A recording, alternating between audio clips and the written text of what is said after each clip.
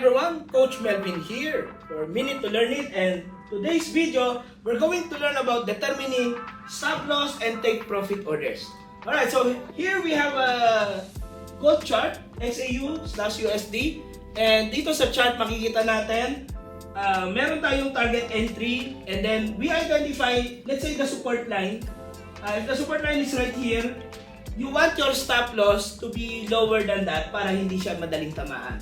So, if you're going to set a stop loss for your buy order, the stop loss must be lower than the price of your buy entry. So, let's say you will set it at 2,300. So, hanggat hindi tumatama yung price yan, hindi mai-stop yung order mo.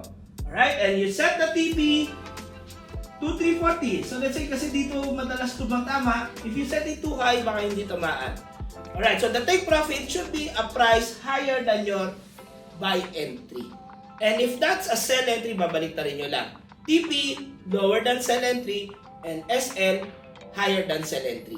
So this is our learnings for today's video, setting stop loss and take profit. Thank you and goodbye.